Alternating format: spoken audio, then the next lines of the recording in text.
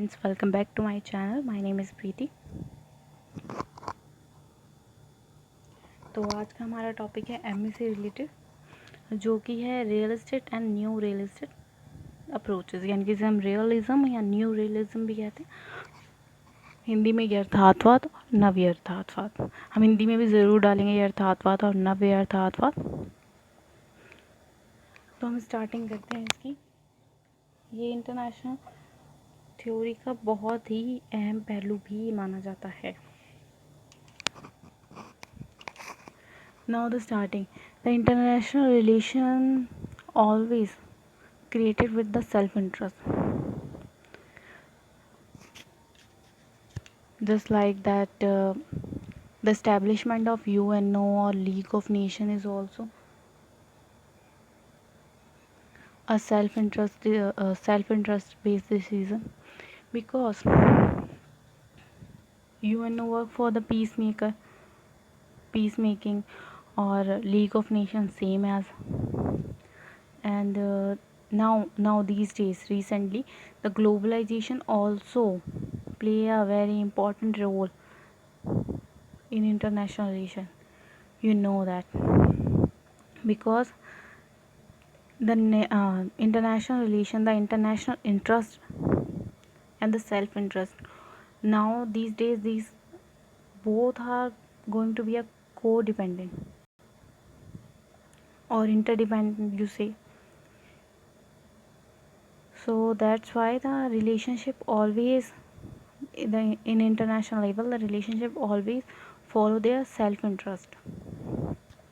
Now here is one writer, Lord Palmerston, said that the foreign relation, there are no permanent of force and the friends, but the permanent interest. So relations of state depend on their interest. They say the same. There is no permanent force or friend, means कोई भी हमारा permanent friend और दुश्मन नहीं है, but the permanent interest. So relation of state depend on their interest. तो क्या है, हमारे जितने भी रिलेशनशिप हैं वो एक परमानेंट इंटरेस्ट के ऊपर हैं, एक सेल्फ इंटरेस्ट के ऊपर डिपेंडेंट है। Now the concept of realism. The realistic human being crave for the power. It places emphasis of power politics and pursue the nation interest. Means the realism, in a realism, जितने भी हमारे human होते हैं इनके अंदर power की crave बहुत ज़्यादा होती है, and that's true. I think that's true. It place emphasises of power politics and pursue the national interest. Yes, ये जो हमारा क्रेव होती है पावर की, ये जो होती है हमारी पावर पॉलिटिक्स को आगे बढ़ाती है और हमारे नेशनल इंटरेस्ट को आगे के लेवल पे परस्यू करती है. Now the type of realism. As a realism is very old theory. it has been divided in two several ages.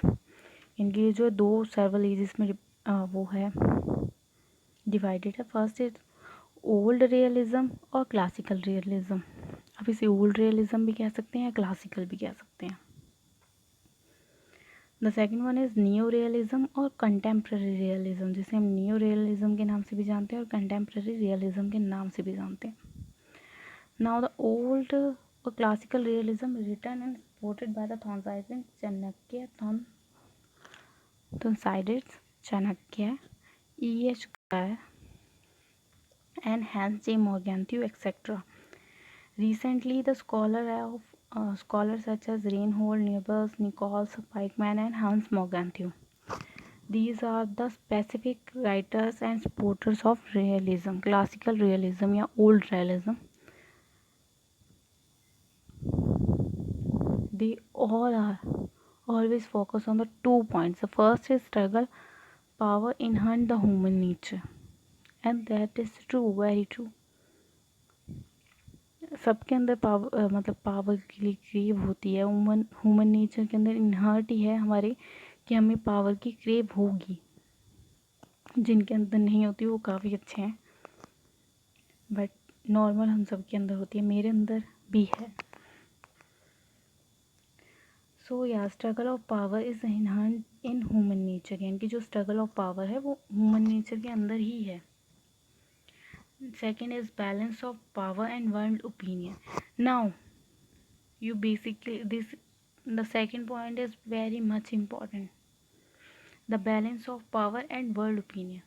They both are correlated and interdependent point. When the world opinion is in your favor, the balance of power always going very well. But in the next case, if the world opinion against you, then you lose your power. And now these days the world opinion always specifically based on their self interest या फिर interdependent interest. Like therefore in 1962, I guess, yes, 1962, China attacked to India, but the world opinion is in the favor of India, so China has to withdraw their forces. So yes, the balance of power and world opinion now these days is very much matter. Now the next point is neo-realism or contemporary realism. The neo-realistic believe the central importance of power, but the neo-realistic depends on the structure of nature system rather than goal and makeup of individual state.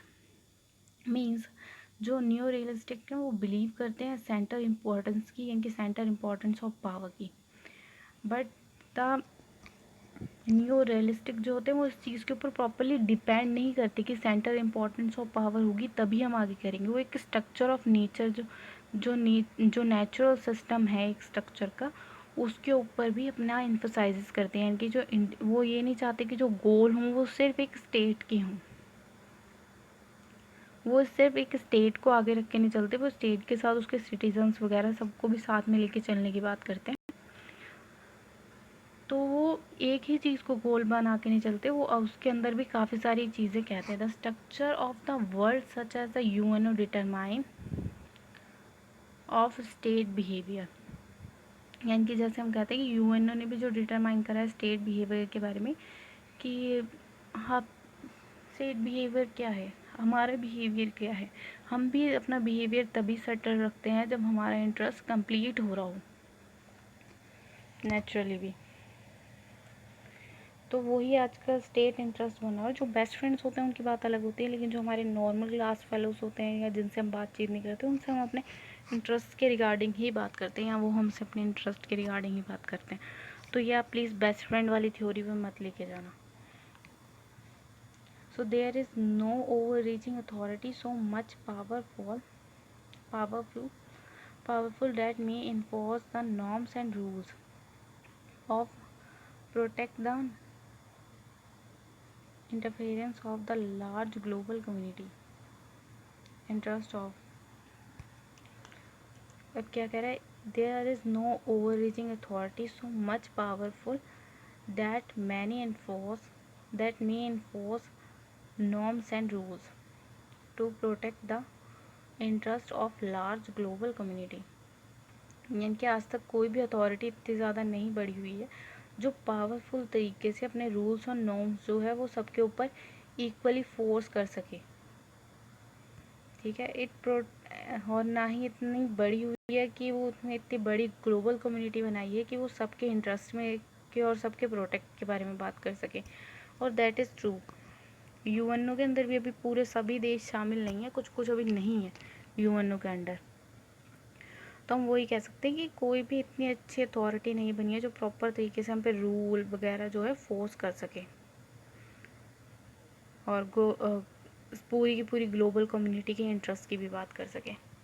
तो new realism सिर्फ यही कहते हैं कि क्या है कि हमें एक स्ट्रक्चर ऑफ नेचर के अकॉर्डिंग काम करना चाहिए, प्रॉपर इंडिविजुअल स्टेट का हमारा गोल नहीं है, एक इंटरेस्ट वाले एक पीसफुल स्टेट का हमारा कॉन्सेप्ट है, जो अच्छे से बिहेवियर से बना हो, जो अपने सेल्फ इंटरेस्ट को सबसे आगे रखता हो। ठीक है, इसमें क्या होता है कि इसमें ओवर रीचिंग अथॉरिटी, मतलब आज तक कोई इतनी बड़ी अथॉरिटी नहीं बनी है कि जो हमारे रियलिज्म के अकॉर्डिंग, कि कोई इतनी बड़ी अथॉरिटी नहीं है जो सबके ऊपर इक्वली फोर्स से अपनी बात कह सके। Now the base of the realistic approach. अब रियलिस्टिक अप्रोचेस के अंदर भी कुछ किस तरीके के हैं, यानी कि ये दोनों बात तो करते हैं लेकिन ये किस तरीके के इंटरेस्ट की बात करते हैं, तो उसके ऊपर हम चलते हैं। There are 3 types of national interest. अब उसके अंदर सबसे पहले चलते हैं। The first is national interest. Wow, realism also always talking about the national interest, and the first part of their approach, यानी कि basic part of their approach is national interest।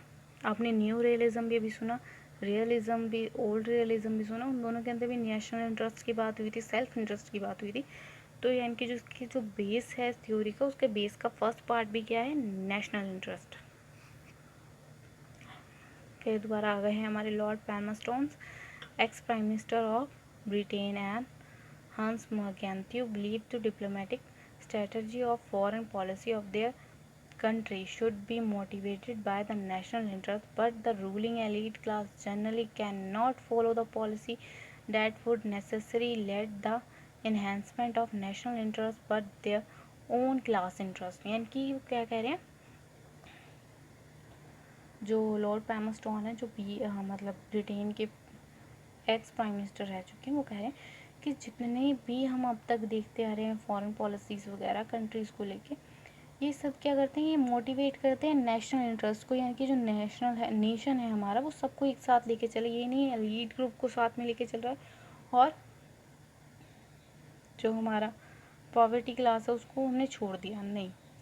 वो कहते हैं एलीट ग्रुप भी साथ में रहेगा तो बुर्जुआ क्लास भी साथ में रहेगी,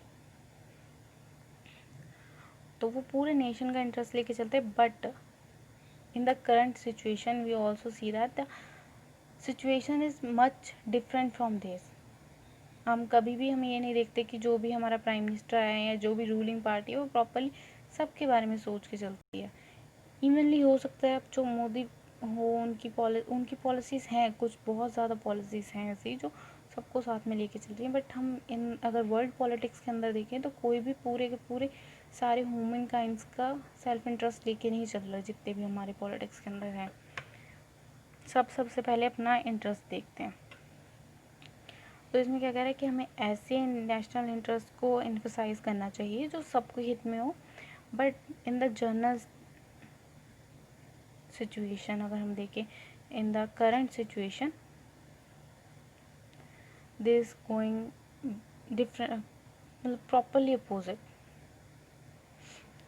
नाउ द नेक्स्ट भी अगर हम इसके अंदर भी जाएँ तो ये कहता है but the ruling elite class generally can not follow the policy of the necessary to enhancement of national interest but their own class interest. Same thing ये भी कहते हैं, वो कहते हैं कि जितने भी रूलिंग एलीट क्लास है वो जनरली इस पॉलिसीज़ को फॉलो नहीं करते, मतलब मोस्टली नहीं करते लोग फॉलो, और नेशनल इंटरेस्ट को और अपनी मतलब नेशनल इंटरेस्ट को अपने ओन क्लास इंटरेस्ट से नीचे रख देते हैं। फॉर एग्ज़ाम्पल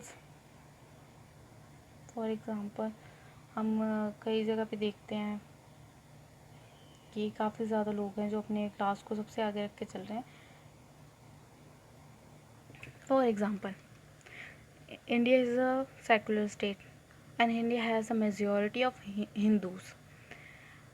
बट हमारे यहाँ पे ज़्यादातर लोग वो पॉलिटिक्स के अंदर जीत के आते हैं जो अपने आप को हिंदू, मुस्लिम, सिख, ईसाई नहीं कहते। वो कहते हैं अपने आप को कम्युनिज़म, मतलब हम कम्युनिटी से बिलोंग नहीं करते, हम क्या है, सेकुलर हैं, हम सोशलिस्ट हैं। बट इन द एंड क्या होता है, वो अपनी क्लास के इंटरेस्ट के बारे में सबसे पहले बात करते हैं, वो दूसरी क्लास के इंटरेस्ट के बारे में बात नहीं करते।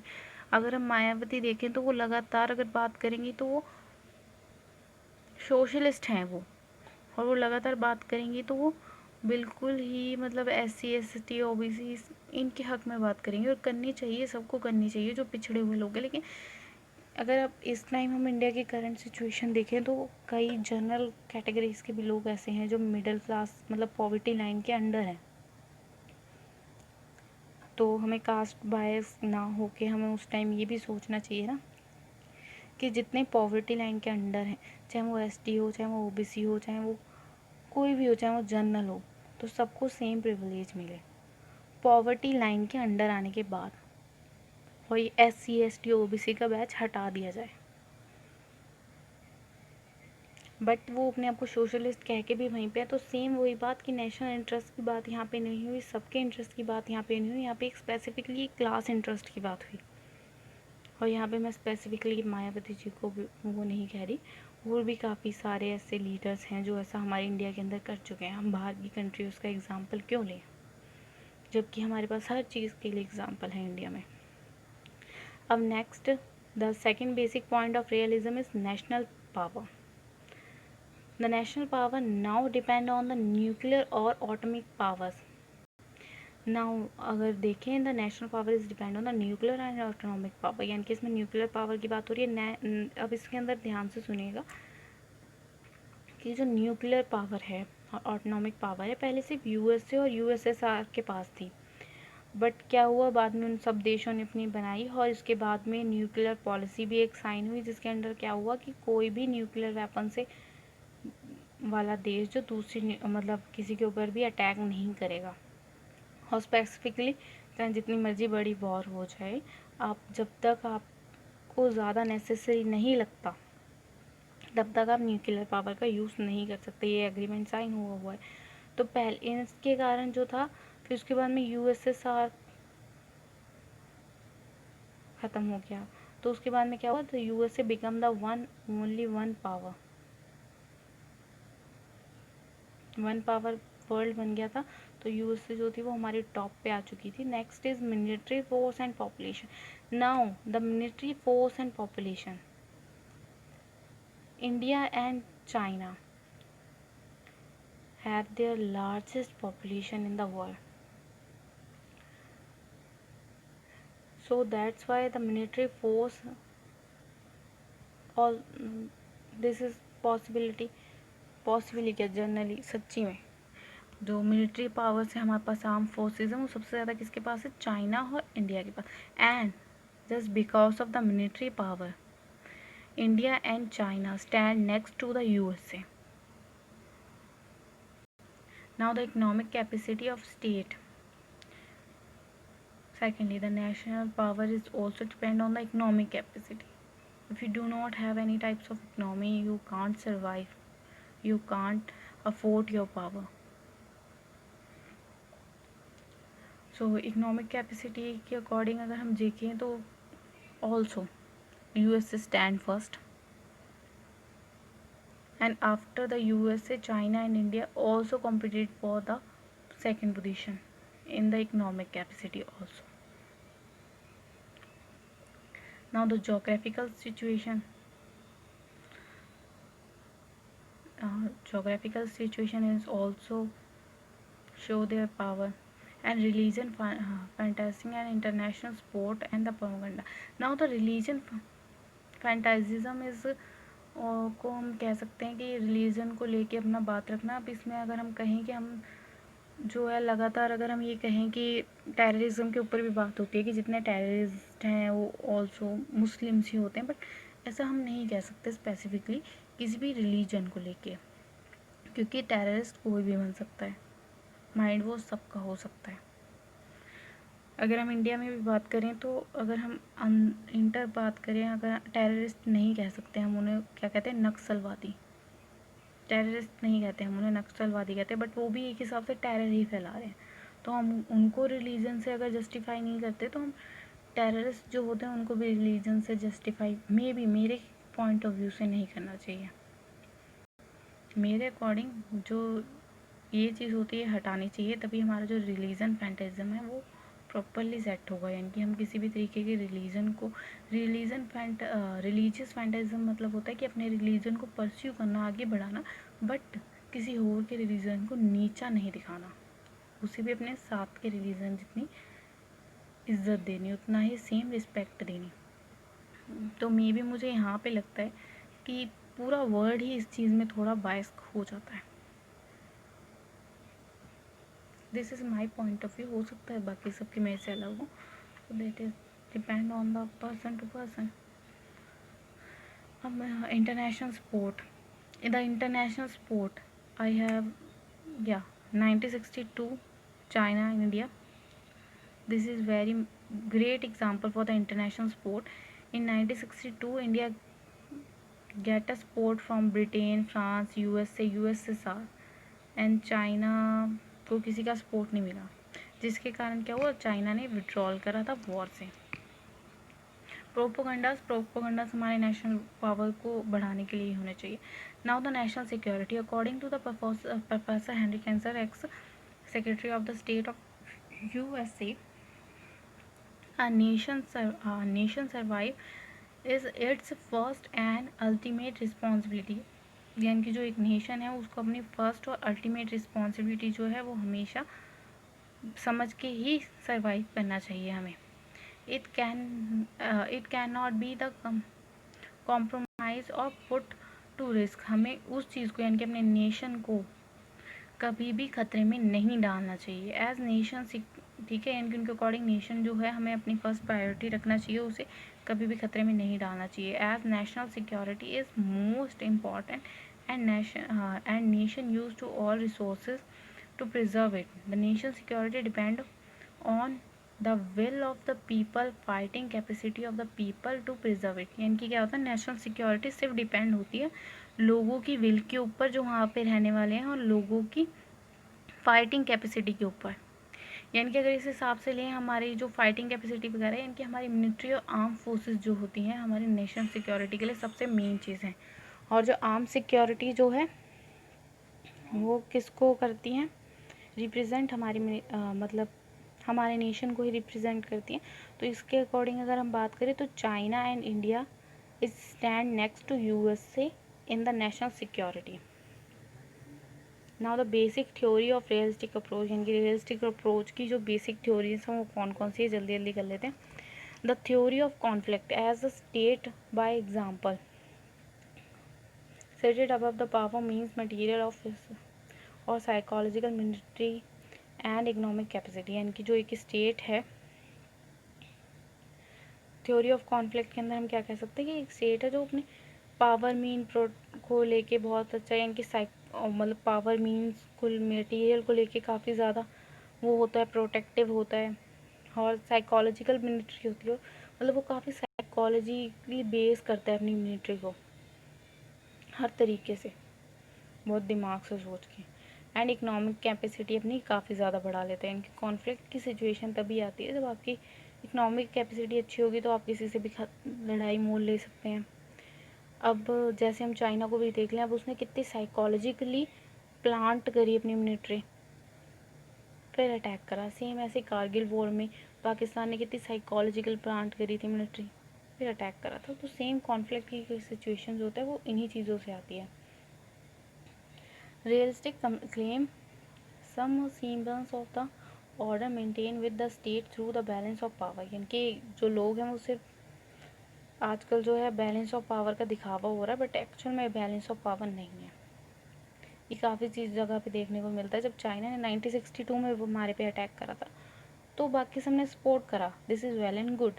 बट इन 1965 और 1971 जब पाकिस्तान और इंडिया की वॉर हुई थी, इन 1971 में तो पाकिस्तान 110% ही गलत था, और 1965 में भी पाकिस्तान ने जानबूझ के अटैक करा था। बट उस टाइम पे इंडिया के सपोर्ट में इतनी ज़्यादा पावर नहीं थी। दोनों टाइम पे हमारे पास हमारे सपोर्ट में सिर्फ यूएसएसआर था और यूएसए पाकिस्तान के सपोर्ट में था। तो उससे क्या हुआ, यहाँ पे हम देखते हैं कि बैलेंस ऑफ पावर नहीं बनी, क्योंकि चाइना के मामले में दोनों हमारे साथ थे बट वहाँ पे नहीं थे। और जबकि इन तीनों केसेस में ही इंडिया ने फर्स्ट अटैक नहीं करा था। तो ये क्या है कि दिखावे वाली है conflict. The theory of conflict कहती है कि जो बैलेंस ऑफ पावर है वर्ल्ड के अंदर वो सिर्फ दिखावे वाली है, एक्चुअल में बेस नहीं है। The power balance theory the balance of power principle follow the minor और weaker power to maintain their independence. यानी कि बैलेंस ऑफ पावर क्या कहता है कि हमें जो सबसे छोटी पावर्स हैं उन्हें भी सपोर्ट करना चाहिए ताकि वो अपनी इंडिपेंडेंस को मेंटेन रख सकें। यानी कि हमें जो है बैलेंस ऑफ पावर तभी बन सकती है जब हम छोटी छोटी पावर्स को भी सपोर्ट करें इंडिपेंडेंट होने के लिए। ये नहीं कि सिर्फ बड़ी जो देश हैं हम उन्हीं को सपोर्ट करें, नहीं, हमें छोटे देशों को भी करना चाहिए। Balance of power force to attacking power to withdraw when it find power of balance has gone a favour of country to home has attacked. यानी कि बैलेंस ऑफ पावर को तभी फोर्सफुली रोक देना चाहिए, इनकी पावर को एकदम दूसरी साइड हो जाना चाहिए, मतलब अपनी पावर को वापस ले लेना चाहिए तब जब हम देखें कि हमने जिसको सपोर्ट करा है वो बिल्कुल उसी ने अटैक करा है उस पर, तो हमें उससे वापस ले लेना चाहिए, क्योंकि जो अटैक कर रहा है वो हमेशा गलत होता है जो फर्स्ट अटैक कर रहा है, क्योंकि हर चीज़ को लड़ झगड़ के सॉल्व करने वाले मुद्दे नहीं होते इंटरनेशनल लेवल पे। It means that the state, while pursuing their national interests and national security, enter into alliance which, when properly balanced against one another, may grant it in a period of the peace stability। वो कहता है कि हमें जो state है उसे इस तरीके से परस्यूइंग करना चाहिए, अपने नेशनल इंटरेस्ट और नेशनल सिक्योरिटी को ध्यान में रखते हुए अलाइंस भी बनाने चाहिए प्रॉपरली, लेकिन ऐसे जो सब जगह से बैलेंस्ड हो और एक पीस मतलब एक स्टेबल पीस बनाने की गारंटी दे रहे हो। Next and last, the deterrence theory.